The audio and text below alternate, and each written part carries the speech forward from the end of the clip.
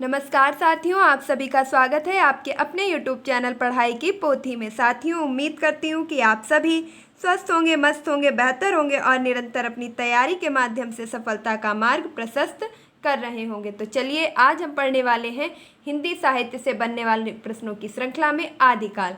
तो कम समय में बेहतर कंटेंट के लिए पढ़ाई की पोथी को सब्सक्राइब करना बिल्कुल भी ना भूलिए। चलिए सीधे चलते हैं अपने कंटेंट पर। तो आदिकाल से जो भी प्रश्न बनते हैं परीक्षा में, उन सभी को हम एक साथ ही देखेंगे। तो सबसे पहला प्रश्न यही बन जाता है कि आदिकाल आपका कब से प्रारंभ हुआ और कहाँ तक रहा, मतलब कब तक चला। तो आदिकाल का प्रारंभ 650 ईस्वी से लेकर के 1350 ईस्वी तक रहा। आदिकाल आपका कहाँ से कहाँ तक रहा, तो 650 ईस्वी में प्रारंभ हुआ और 1350 ईस्वी तक आदिकाल रहा है आपका। तो आदिकाल का सबसे पहला प्रश्न आप समझ चुके होंगे। अब हम आदिकाल के बारे में पढ़ेंगे कि आदिकाल को चारण काल किसने कहा।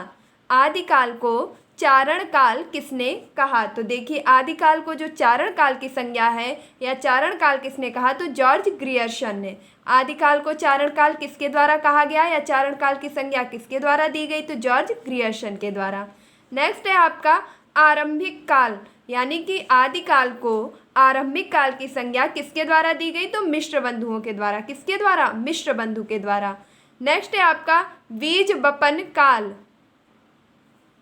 तो बीज बपन काल की संज्ञा किसके द्वारा दी गई, तो महावीर प्रसाद द्विवेदी। देखिए, यकीन मानिए यहाँ से आपका 1 नंबर फिक्स है। अगर आपसे हिंदी साहित्य से कभी भी प्रश्न आपसे पूछे जाएंगे तो 1 नंबर आपका यहाँ से फिक्स हो जाता है कि आदिकाल को भिन्न भिन्न नामों में किसने पुकारा है या किसने संज्ञा दी है। जैसे चारण काल किसके द्वारा कहा गया, तो जॉर्ज ग्रियर्सन के द्वारा। आरंभिक काल की संज्ञा किसके द्वारा दी गई, तो मिश्र बंधु के द्वारा। बीज बपन काल की संज्ञा किसके द्वारा दी गई, महावीर प्रसाद द्विवेदी के द्वारा। और यह प्रश्न लगातार आपसे पूछे भी जा रहे हैं। बीज बपन काल आपका पिछले सुपर टेट में भी पूछा जा चुका है। चारण काल आपका एक बात करूँ तो यूपी पुलिस की जो 2-3 ईयर पहले की परीक्षा है उसमें भी पूछा जा चुका है। तो ये सभी प्रश्न आपकी किसी न किसी परीक्षाओं में पूछे जा चुके हैं। तो सिद्ध सामंत काल, आदिकाल को सिद्ध सामंत काल की संज्ञा किसके द्वारा दी गई, तो आदिकाल को सिद्ध सामंत काल की संज्ञा या सिद्ध सामंत काल कहकर किसने पुकारा, तो राहुल सांस्कृत्यायन। याद रखेंगे कि आदिकाल को चारण काल किसने कहा, जॉर्ज ग्रियर्सन ने। आरंभिक काल किसने कहा, मिश्र बंधु ने। बीज वपन काल किसने कहा, महावीर प्रसाद द्विवेदी ने।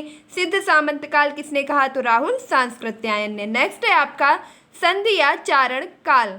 तो आदिकाल को संधि या चारण काल किसके द्वारा कहा गया, तो राम कुमार वर्मा। इस चीज को भी याद रखेंगे कि आदिकाल को संधि काल या चारण काल किसने कहा, तो राम कुमार वर्मा ने। और अंत में अगर मैं बात करूं कि आदिकाल जो है आपका आदिकाल शब्द, तो इस आदिकाल को आदिकाल की ही संज्ञा किसने दी है, आचार्य हजारी प्रसाद द्विवेदी जी ने। तो आदिकाल नाम किसके द्वारा पड़ा है, हजारी प्रसाद द्विवेदी जी के द्वारा। चारण काल किसने कहा, जॉर्ज ग्रियर्सन ने। आरंभिक काल मिश्र बंधु ने। बीज बपन काल महावीर प्रसाद द्विवेदी ने। सिद्ध सामंत काल राहुल सांस्कृत्यायन ने। संधि या चारण काल राम कुमार वर्मा ने। और आदिकाल को आदिकाल कहकर ही किसने पुकारा है, या बात करें कि आज हम आदिकाल के बारे में जो चर्चा करते हैं, जानते हैं, पढ़ते हैं, इसे आदिकाल किसने कहा, तो सबसे पहले आदिकाल किसके द्वारा कहा गया, हजारी प्रसाद द्विवेदी जी के द्वारा। 1 बार, 2 बार, 3 बार इन चीज़ों को रिवाइज कीजिए और बेहतर होगा कि इसका स्क्रीनशॉट ले लीजिए और अगर आप कॉपी पेन लेकर के बैठे हैं तो इन्हें नोट डाउन कीजिए। यहाँ से आपका 1 नंबर फिक्स है। नेक्स्ट है आपका आदिकाल की प्रमुख 3 प्रवृत्तियाँ। देखिए, आदिकाल के बारे में हम सारी चीज़ें पढ़ने वाले हैं और इससे एक भी प्रश्न आपका बाहर नहीं जाएगा। तो आदिकाल की प्रमुख 3 प्रवृत्तियाँ या विशेषताएँ कौन कौन सी हैं, तो सबसे पहली तो है धार्मिकता, वीरगाथात्मकता और श्रृंगारिकता। यानी कि आदिकाल की जो आपकी 3 विशेषताएं हैं, प्रवृत्तियां हैं, जिसमें 3 चीज़ें बहुत ही ज़्यादा पाई जाती हैं। तो सबसे पहली बात है कि आदिकाल में धार्मिकता बहुत ज़्यादा थी। वीरगाथात्मकता का मतलब है कि जो भी रचनाएं हुई, जो भी आपके काव्य लिखे गए, रचनाएं की गई, उनमें सबसे ज़्यादा अगर किसी की प्रधानता रही है तो वीर रस की रही है। किसकी रही है, वीर रस की। यानी कि वीर की गाथा लिखी गई है, वीरों की कहानियाँ लिखी गई हैं और वीर रस का ही सबसे ज़्यादा बात करूँ तो प्रयोग किया गया है। अगला है श्रृंगारिकता, और वीर रस के साथ साथ यहाँ पर श्रृंगार का भी वर्णन किया गया है। तो आदिकाल की 3 प्रवृत्तियाँ कौन सी हैं? धार्मिकता और वीर गाथात्मकता और श्रृंगारिकता। नेक्स्ट क्वेश्चन है आपका, आदिकाल की 2 शैलियाँ। अब देखिए, आदिकाल को 2 शैलियों में बांटा गया था। पहली थी आपकी डिंगल, पहली शैली क्या थी? डिंगल, और दूसरी शैली थी आपकी पिंगल। डिंगल और पिंगल, देखिए ये 2 शैलियाँ हैं हिंदी की। तो पहली आपकी थी डिंगल और दूसरी यानी थी आपकी पिंगल। तो आदिकाल की 2 शैलियाँ थी डिंगल और पिंगल। इसी पिंगल को, क्योंकि ये जो डिंगल थी आपकी शैली, ये कर्णप्रिय नहीं थी, ये कर्णकटु थी, मतलब सुनने में बहुत ही ज़्यादा कठोर और व्याघात जैसी मालूम पड़ती थी, अप्रिय लगती थी। इस कारण डिंगल का बहुत ज़्यादा प्रचार प्रसार नहीं हुआ और यह कुछ समय में ही लुप्त होने लगी। वहीं बात की जाए पिंगल भाषा की, पिंगल शैली की, तो यह बहुत ही कर्णप्रिय लगने वाली ध्वनि थी, बहुत ही कर्णप्रिय थी। इस कारण इसे पिंगल को आगे चल करके परिवर्तित कर दिया गया, किसमें? ब्रज भाषा में। तो जो भी आज हम ब्रज भाषा का प्रयोग करते हैं, यह आपकी पश्चिमी हिंदी की भाषा है, ब्रज भाषा। तो इस ब्रज भाषा का बात करूँ निकली कहाँ से है, तो यह आपके पिंगल शैली से निकली है। पिंगल का नवीनतम या परिवर्तित रूप क्या है? ब्रज भाषा। नेक्स्ट क्वेश्चन है आपका, चौपाई के साथ दोहा रखने की प्रवृत्ति कण्वक कहलाती है। जो चौपाइयाँ होती हैं, चौपाइयों में कितनी मात्राएं होती हैं? तो 16 मात्राएं होती हैं। तो जो भी आपकी रचनाएं लिखी गई, ग्रंथ लिखे गए, उनमें क्या किया गया आदिकाल में कि चौपाइयों के साथ साथ दोहे भी रखे गए, मतलब चौपाइयाँ लिखी गई और उनके साथ दोहे भी लिखे गए। तो चौपाइयों के साथ दोहे रखने की जो पद्धति थी, इसका एक नाम रखा गया और इसे कहा गया कण्वक। क्या कहा गया? कण्वक, जिसका प्रयोग जायसी तुलसी के द्वारा किया गया। तो ये दोहे के साथ चौपाई या चौपाई के साथ दोहा रखने की जो पद्धति है, इसे क्या कहते हैं? कण्वक। यकीन मानिए, बदलते पैटर्न को ध्यान में रखते हुए अब प्रश्न आपसे इसी प्रकार के कठिन पूछे जाएंगे, जो आपको लगेगा कि इससे पहले मैंने नहीं पढ़े हैं, और ये सब प्रश्न आपकी परीक्षा के लिए महत्वपूर्ण है, तो इन्हें ध्यान से देखिएगा। चौपाई के साथ दोहा रखने की पद्धति क्या कहलाती है? कण्वक। फिर से एक बार देख लीजिएगा। अगर कहा जाए कि इस पद्धति का सर्वाधिक प्रयोग किसके द्वारा किया गया, तो मलिक मोहम्मद जायसी और तुलसी जी के द्वारा किया गया। नेक्स्ट क्वेश्चन है आपका, किसे हिंदी इस्लामी समन्वित संस्कृत का प्रथम प्रतिनिधि कहा जाता है? ऐसे कौन से आपके कवि हुए हैं जिन्हें हिंदी और इस्लामी समन्वित संस्कृत का प्रतिनिधि कवि कहा जाता है? मतलब जिन्होंने अपनी रचनाओं में हिंदी और इस्लामी दोनों संस्कृति का क्या किया है? गठजोड़ किया है या गठबंधन किया है, मेलजोल किया है। इन्होंने अपनी रचनाओं में हिंदी और इस्लामी दोनों भाषाओं का प्रयोग किया है। तो ऐसे करने वाले थे आपके अमीर खुसरो। कौन थे? अमीर खुसरो। और इन्हें क्या कहा जाता है? तो भारत का तोता या तोतिए हिंद। देखिए, प्रमुख कवि और उनके उपनाम से संबंधित हिंदी प्लेलिस्ट में वीडियो आपको पहले से प्रोवाइड कर दिया गया है। अगर आपने उसे अभी तक नहीं देखा है तो प्लीज़ चैनल में वीडियो की प्लेलिस्ट में जाकर के आप वीडियो जरूर देखिएगा, वह भी आपके लिए महत्वपूर्ण है। नेक्स्ट क्वेश्चन है आपका, आदि के 3 प्रमुख रूप हैं, यानी कि आदिकाल के 3 प्रमुख रूप हैं। सबसे पहले हमने देखा था कि आदिकाल की 3 प्रमुख प्रवृत्तियां या विशेषताएं क्या थी, कि उसमें धार्मिकता थी, वीरगाथात्मकता थी और श्रृंगारिकता थी। फिर हमने जाना कि आदिकाल की 2 शैलियां हैं, जैसे कि डिंगल और पिंगल। डिंगल कुछ ही समय में बात करूं तो इतनी प्रचार और प्रसारित नहीं हुई, लेकिन पिंगल आपकी आज भाषा के रूप में भी प्रयुक्त की जा रही है। अब हमने देखा कि आदिकाल को 3 प्रमुख रूपों में भी बांटा गया, जिसमें थे आपके सिद्ध साहित्य, नाथ साहित्य और रासो साहित्य। आदिकाल के 3 प्रमुख रूप कौन थे? तो सिद्ध साहित्य, नाथ साहित्य और रासो साहित्य। देखिए, सिद्ध साहित्य, नाथ साहित्य, रासो साहित्य, इनसे भी प्रश्न आपसे पूछे जाते हैं। तो अगला प्रश्न हम देखेंगे, सिद्धों की संख्या 84 मानी जाती है। एक क्वेश्चन आपका यहीं पर निकल करके आता है कि सिद्धों की कुल संख्या कितनी मानी जाती है? तो सिद्धों की कुल संख्या 84 मानी जाती है, इसे आप याद रखेंगे। नेक्स्ट क्वेश्चन है आपका, जिनमें सरहपा प्रथम सिद्ध हैं। अब आपसे पूछा जाएगा कि सरहपा कवियों में प्रथम कवि कौन है? सिद्ध कवियों में प्रथम कवि आपके कौन है? तो सिद्धों में प्रथम कवि हैं आपके सरहपा। कौन है? सरहपा। और सिद्धों की संख्या कितनी मानी जाती है? तो 84। नेक्स्ट है कि सरहपा की जो रचना है इसे क्या कहते हैं, या सरहपा ने आपके कौन से किसके प्रवर्तक माने जाते हैं? तो सिद्धों की संख्या 84 मानी जाती है, जिनमें सरहपा प्रथम सिद्ध हैं, जिन्हें सहजयान का प्रवर्तक माना जाता है? तो सहजयान सिद्धांत आपका बात की जाए कि सिद्धों के 84 सिद्धों में से प्रथम सिद्ध थे सरहप्पा, जिनके द्वारा सहजयान जो है आपके स्थापित किया गया। तो सहजयान के प्रवर्तक कौन माने जाते हैं? सरहप्पा। और इनकी एक बहुत ही प्रसिद्ध रचना है जिसका नाम है दोहा कोश। क्या नाम है? दोहा कोश। तो यहाँ से आपके 2 से 3 क्वेश्चन निकलते हैं। पहला प्रश्न है आपका कि आदिकाल को 3 प्रमुख रूपों में बांटा गया, जिनमें पहला है आपका सिद्ध साहित्य, फिर नाथ साहित्य और उसके बाद रासो साहित्य। सिद्धों की संख्या अनुमानता कितनी है? तो 84 है। प्रथम सिद्ध है सरहप्पा, जिनके द्वारा सहजयान की प्रवर्तक कहे जाते हैं। नेक्स्ट है आपका कि सरहप्पा की जो प्रसिद्ध रचना है उसका नाम क्या है? तो दोहा कोश। अगला प्रश्न देखेंगे, नाथों की संख्या 9 है, जिनमें नाथ साहित्य के प्रवर्तक मच्छंदर नाथ या गोरखनाथ हैं। अब देखिए, यह प्रश्न बहुत ही इत्मीनान से समझिएगा कि जो सिद्ध थे वह आपके कितने थे? 84। वहीं बात की जाए नाथों की, तो नाथों की संख्या आपकी कुल 9 मानी जाती है। कितनी मानी जाती है? 9। अब आपका एक बहुत ही महत्वपूर्ण प्रश्न बनता है कि नाथ साहित्य के प्रवर्तक हैं, तो नाथ साहित्य के प्रवर्तक कौन है? मच्छंदर नाथ और गोरखनाथ। यहाँ 2 नाम आपको दिख रहे होंगे। तो पहले तो आप ये समझ लीजिए कि मच्छंदर नाथ ने नाथ साहित्य की स्थापना की थी। बात की जाए इसके प्रवर्तक कौन थे? मच्छंदर नाथ। परंतु मच्छंदर नाथ के द्वारा नाथ साहित्य का इतना ज़्यादा प्रचार प्रसार नहीं किया गया, जिस कारण गोरखनाथ जी ने क्या किया? नाथ साहित्य का सबसे अधिक प्रचार प्रसार किया। तो नाथों द्वारा नाथ साहित्य में इसलिए इन्हें क्या मान लिया गया? प्रवर्तक मान लिया गया। मूलतः बात की जाए तो नाथ साहित्य के प्रवर्तक मच्छंदर नाथ हैं, किंतु अत्यधिक प्रचार प्रसार करने के कारण गोरखनाथ को नाथ साहित्य का प्रवर्तक भी कहा जाता है। अब बात करेंगे कि जब आपसे ये प्रश्न परीक्षा में पूछा जाता है, क्योंकि ये प्रश्न पूछा भी जा चुका है और इसमें आपके मच्छंदर नाथ को यूपी की सभी परीक्षाओं में सही किया गया है, जबकि अदर स्टेट की बात करें तो वहाँ गोरखनाथ को नाथ साहित्य का प्रवर्तक के रूप में माना गया है। तो अब ये चीज़ आपके ऑप्शन पर डिपेंड करती है कि वहाँ क्या दिया गया है। अगर आपको दोनों ऑप्शन दिए गए हैं, तो अगर आप किसी यूपी की परीक्षा में बैठ रहे हैं, उत्तर प्रदेश से रिलेटेड परीक्षा में बैठ रहे हैं, तो आप मच्छंदर नाथ को सही करेंगे, क्योंकि इसके पहले आयोग के द्वारा इसे सही माना जा चुका है। तो नाथ साहित्यों की संख्या कितनी है आपकी? नाथों की 9। इसके प्रवर्तक कौन है? तो मच्छंदर नाथ। यदि ऑप्शन में नहीं है तो गोरखनाथ।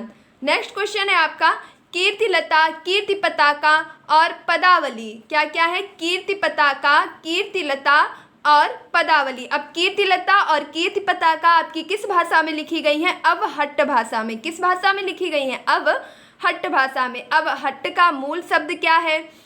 इसका अर्थ क्या है? इन सब के बारे में विस्तार से चर्चा पिछले वीडियो में हो चुकी है। तो हिंदी साहित्य से बनने वाले सभी प्रश्नों को आप पिछले वीडियो में देख सकते हैं। पदावली किस भाषा में लिखी गई? तो मैथिली भाषा में। तो कीर्तिलता, कीर्ति पताका अवहट्ट भाषा में और पदावली मैथिली भाषा में लिखी गई, और जिसके रचनाकार कौन है? तो विद्यापति। इस चीज़ को याद रखेंगे। अगला प्रश्न है आपका हिंदी साहित्य का महाकाव्य। तो हिंदी साहित्य का महाकाव्य है पृथ्वीराज रासो। अब बात हो रही है रासो की। सबसे पहले हमने पढ़ा सिद्धों के बारे में जो 84 हैं, फिर नाथों के बारे में जो कि 9 हैं, और हिंदी साहित्य का महाकाव्य कौन सा है? तो पृथ्वीराज रासो। अब रासो कवियों में आपके कई कवि ऐसे हुए हैं जिनके बारे में हम विस्तार से पढ़ेंगे। तो पृथ्वीराज रासो के रचनाकार कौन है? चंद बरदाई। पृथ्वीराज रासो के रचनाकार कौन है? चंद बरदाई। अब देखिए, जो पृथ्वीराज रासो ग्रंथ है यह आपका किस रस से प्रधान है? तो वीर रस से प्रधान है। बात की जाए कि इसे लिखने का कार्य जब चंद्र बरदाई कर रहे थे तो यह पूरा नहीं हो पाया था, और इसके पहले ही इनकी मृत्यु हो गई थी। इसलिए यह प्रश्न भी आपसे पूछा जा सकता है कि पृथ्वीराज रासो को पूर्ण रूप किसने दिया या पूरा किसने किया? तो पृथ्वीराज रासो को चंद बरदाई के पुत्र जल्हड़ के द्वारा पूर्ण किया गया। पृथ्वीराज रासो को चंद्र बरदाई के पुत्र जल्हड़ के द्वारा पूरा किया गया, जबकि पृथ्वीराज रासो के रचनाकार कौन है? चंद बरदाई। नेक्स्ट क्वेश्चन है आपका पृथ्वीराज रासो परमार रासो वीर रस प्रधान है, यानी कि जितने भी आपके रासो ग्रंथ हैं वह सभी कैसे हैं? वीर रस प्रधान ग्रंथ हैं। नेक्स्ट क्वेश्चन है आपका प्रमुख रचना एवं रचनाकार। अब जितनी भी आपकी आदिकाल से बनने वाली रचनाएं हैं उन सभी के बारे में पढ़ेंगे। तो आदिकाल की आपकी बात करूं, प्रथम रचना जो थी आपकी पउम चर्यू। कौन सी थी? पउम चर्यू। और यह किस पर आधारित थी? तो राम काव्य पर। और इसके रचनाकार कौन है? स्वयंभू। इन्हें क्या कहा जाता है? तो आदिकाल का वाल्मीकि किसे कहा जाता है? स्वयंभू को। इनकी रचना का नाम क्या है? पौंचर्यु। यह किस पर आधारित है? तो राम काव्य पर। नेक्स्ट क्वेश्चन है आपका दोहा कोश। और दोहा कोश की रचना, जैसा कि अभी हमने पीछे ही पढ़ा था कि सिद्धों में से आपके प्रथम सिद्ध कौन थे? तो सरहप्पा, और सरहप्पा के द्वारा दोहा कोश की रचना की गई थी। नेक्स्ट क्वेश्चन है आपका खुमाण रासो। और खुमाण रासो रचना जो है आपकी, इसके रचनाकार हैं दलपति विजय। खुमाण रासो के रचनाकार कौन है? दलपति विजय। अगला है आपका परमाल रासो। और परमाल रासो के रचनाकार हैं जगनिक। यकीन मानिए इन रचनाओं से भी आपसे प्रश्न भर भर के पूछे जाते हैं कि पौंचर्यु के रचनाकार कौन है? स्वयंभू। दोहा कोश के सरहप्पा, खुमाण रासो के दलपति विजय, परमाल रासो के जगनिक। और अगला है आपका बीसल देव रासो। और बीसल देव रासो के रचनाकार हैं नरपति नाल। कौन है? नरपति नाल। और एक प्रश्न आप बहुत ही ज़्यादा गौर करके लिखेंगे अपने नोट्स में, या आप स्क्रीनशॉट ले लेंगे कि बीसल देव रासो एकमात्र ऐसा रासो ग्रंथ है जो श्रृंगार रस में लिखा गया है। यह प्रश्न आपसे बहुत ही इम्पॉर्टेंट बन जाता है परीक्षा की दृष्टि से, क्योंकि जितने भी रासो ग्रंथ हैं वे सभी किस रस में लिखे गए हैं? वीर रस में। मेरी बातों को बहुत ही ध्यान से सुनिएगा। जितने भी रासो ग्रंथ हैं वह सभी किसमें लिखे गए हैं? वीर रस में। परंतु एकमात्र रासो ग्रंथ है जो किसमें लिखा गया है? श्रृंगार रस में। और वह कौन सा है? तो बीसल देव रासो। और इसके रचनाकार कौन है? नरपति नाल। नेक्स्ट क्वेश्चन है आपका संदेश रासक। और संदेश रासक के रचनाकार हैं अब्दुल रहमान। संदेश रासक के रचनाकार कौन है? अब्दुल रहमान। अब संदेश रासक जो आपका ग्रंथ है, इसकी बात करूं ये कैसा काव्य है? तो यह आपका विरह काव्य है। संदेश रासक विरह काव्य है जिसके रचनाकार हैं अब्दुल रहमान। नेक्स्ट है आपका श्रावकाचार। और श्रावकाचार को आपका कहा जाता है कि यह हिंदी की प्रथम रचना है। तो हिंदी की प्रथम रचना कौन है? श्रावकाचार। और इसके रचनाकार हैं देवसेन। श्रावकाचार हिंदी की प्रथम रचना के रचनाकार हैं देवसेन। अगला प्रश्न है आपका जसमयंक जस चंद्रिका। तो जसमयंक और जस चंद्रिका रचना के जो आपके रचनाकार हैं वह हैं मधुकर। एक बार पुनः रचना और रचनाकारों को 2 मिनट में देख लेंगे कि पौंचर्यु के रचनाकार कौन है? स्वयंभू। दोहा कोश के सरहप्पा, खुमाण रासो के दलपति विजय, परमाल रासो के जगनिक, बीसल देव रासो के जो कि एकमात्र ऐसा रासो ग्रंथ है जो श्रृंगार रस में लिखा गया है, रचनाकार है नरपति नाल। संदेश रासक के अब्दुल रहमान। श्रावकाचार जो कि हिंदी की प्रथम रचना है और इसके रचनाकार हैं देवसेन। जसमयंक जस चंद्रिका के रचनाकार हैं मधुकर। यह सभी रचनाएं आपसे किसी ना किसी परीक्षा में पूछी जा चुकी हैं और फिर से पूछे जाने की प्रबल संभावना है। तो मैं किसी भी चीज़ को अगर 1 बार 2 बार 3 बार बोल रही हूँ, इसका मतलब ये नहीं है कि मैं चीज़ों को बढ़ा बढ़ा के बता रही हूँ। सिर्फ इतना मतलब होता है कि अगर आप यह वीडियो दोबारा नहीं भी देखेंगे तो इस वीडियो में यही अंत होते होते आपको चीज़ें याद हो जाएं। और अगर आप इस वीडियो को 1 से 2 बार रिवाइज कर लेते हैं तो बहुत ही बेहतर होगा। नेक्स्ट अब हम पढ़ेंगे कि आदिकाल में कही गई प्रमुख पंक्तियाँ। जो भी ग्रंथ लिखे गए उनमें से कुछ प्रमुख पंक्तियाँ निकाली गई और उनमें से पूछ लिया जाता है कि यह पंक्ति किसके द्वारा कही गई है। यह प्रश्न आपसे जब पूछे जाते हैं तो यह पोर्शन सबसे कठिन हो जाता है, क्योंकि इतनी पंक्तियों में हम सारी पंक्तियों को याद नहीं रख सकते हैं। तो हम कुछ ऐसी पंक्तियों के बारे में पढ़ेंगे जो परीक्षा की दृष्टि से अति महत्वपूर्ण है। तो सबसे पहली पंक्ति है, आदिकाल में हम पढ़ें अगर कि 12 बरस लो कुकुर जीवे अरु 13 ले जिये सियार। इसके बाद है आपका आगे 18 बरस लो छत्री जीवे आगे जीवन को धिक्कार। तो इसी प्रकार इत्यादि इत्यादि से याद रख सकेंगे कि 12 बरस लो कुकर जीवे। तो इस प्रकार जो पंक्ति है यह आपकी कि 12 बरस लो कुकर जीवे अरु 13 लो जिये सियार, 18 बरस लो छत्री जीवे आगे जीवन को धिक्कार। तो यह पंक्ति किसके द्वारा कही गई है? यह पंक्ति कही गई है जगनिक के द्वारा। यह अभी अभी आपकी जो मैं बात करूं यूपी टेट की परीक्षा हुई है उसमें यही प्रश्न आपका पूछा गया था, यही पंक्ति पूछी गई थी कि इस पंक्ति के रचनाकार कौन है। तो अब आप समझ ही चुके होंगे कि यह वीडियो, यह मैटर आपके लिए कितना महत्वपूर्ण है। यहाँ सारी चीज़ें पिछली परीक्षाओं में पूछी जा चुकी हैं और आगे पूछने की बहुत ही ज़्यादा संभावना है। नेक्स्ट पंक्ति है आपकी 4 बांस 24 गज अंगुल अष्ट प्रधान। 4 बांस 24 गज अंगुल अष्ट प्रधान, ता ऊपर सुल्तान है मत चूको सुल्तान। नेक्स्ट क्वेश्चन है आपका कि इसके रचनाकार कौन है? तो चंद बरदाई। ये पंक्तियाँ किसके द्वारा कही गई हैं? चंद बरदाई जी के द्वारा। अगली पंक्तियां हैं आपकी, गोरी सोवे सेज पर मुख पर डारे केस। यह पंक्ति भी आपकी पूछी जा चुकी है और यह किसके द्वारा लिखी गई है, तो यह पंक्ति है आपकी खुसरो के द्वारा लिखी गई है। अब देखिए, खुसरो को हम मुकरियों और पहेलियों का जन्मदाता भी कहते हैं। खुसरो को क्या कहते हैं, मुकरियों और पहेलियों का जन्मदाता। मैं एक बात आपसे कहना चाहूँगी कि खुसरो से संबंधित जो भी पंक्ति आपसे पूछी जाए तो वहाँ पर आपको किसी ना किसी पहेली का आभास होगा। जब भी आप पंक्ति पढ़ेंगे तो आपको लगेगा कि यह एक प्रकार की पहेली है। जैसे एक थाल सिर पर धरा और उसमें इस प्रकार से पंक्तियाँ पूछी जाती हैं। तो ये सभी जितनी भी पहेलियाँ आपको लगें, मुकरियाँ लगें, वह सभी आप रिलेट कर लेंगे खुसरो से। या खुसरो से संबंधित जो भी पंक्तियाँ पूछी जाती हैं तो उसमें सबसे पहले ही खुसरो शब्द लिख दिया जाता है, इसलिए आप उन्हें पहचान सकेंगे। नेक्स्ट पंक्ति है आपकी, माधो हम परिणाम निराशा। माधो हम परिणाम निराशा। तो यह माधो हम परिणाम निराशा जो आपकी पंक्ति है, यह कही गई है विद्यापति जी के द्वारा और यह पंक्ति भी आपकी पूछी जा चुकी है। तो उम्मीद करती हूँ कि जितनी भी पंक्तियाँ मैंने आपको बताई हैं, ये सभी आपको अभी तक याद हो चुकी होंगी कि 4 बरस लो 4 बांस 24 गज, यह पंक्ति किसके द्वारा कही गई है, चंद बरदाई जी के द्वारा। गोरी सोवे सेज पर खुसरो जी के द्वारा। माधो हम परिणाम निराशा विद्यापति जी के द्वारा। और 12 बरस लो कुकर जीवे, यह किसके द्वारा कहा गया है, जगनिक के द्वारा। अब जगनिक ने आपकी किसकी रचना की है, तो परमाल रासों की। कौन सा एकमात्र ऐसा रासो ग्रंथ है जो श्रृंगार रस में लिखा गया है, तो बीशल देव रासो। सभी रासो ग्रंथ मुख्यतः किस रस में लिखे गए हैं, तो आपके लिखे गए हैं वीर रस में। नाथों की संख्या कितनी है, 9 है। हिंदी साहित्य का प्रथम महाकाव्य कौन सा है, तो पृथ्वीराज रासो। रासो और परमार रासो ये सभी किसमें लिखे गए हैं, आपके वीर रस में लिखे गए हैं। चंद बरदाई ने जो है पृथ्वीराज रासो को पूर्ण नहीं लिख पाया था, इसके बाद आपके इसे पूर्ण किसने किया, तो इनके पुत्र जल्हड़ ने पूरा किया था। तो यह थे आपके आदिकाल से बनने वाले सभी महत्वपूर्ण प्रश्न। और अभी जाइए मत एक बार पुनः रिवीजन कीजिए कि आदिकाल को चारण काल किसने कहा, जॉर्ज गियर्सन ने। देखिए आप इसे पढ़ चुके हैं, याद कर चुके हैं, तो अब मैं जैसे भी नाम बोलती हूँ आप तुरंत उसके बात करूँ किसके द्वारा यह संज्ञा दी गई है, उनका नाम बोलेंगे। तो चारण काल जॉर्ज गियर्सन के द्वारा, आरंभिक काल मिश्र बंधु के द्वारा, बीज बपन काल महावीर प्रसाद द्विवेदी जी के द्वारा, सिद्ध सामंत काल राहुल सांस्कृत्यायन जी के द्वारा, संधि या चारण काल की संज्ञा किसने दी, तो राम कुमार वर्मा ने, आदिकाल की संज्ञा किसने दी, तो हजारी प्रसाद द्विवेदी ने।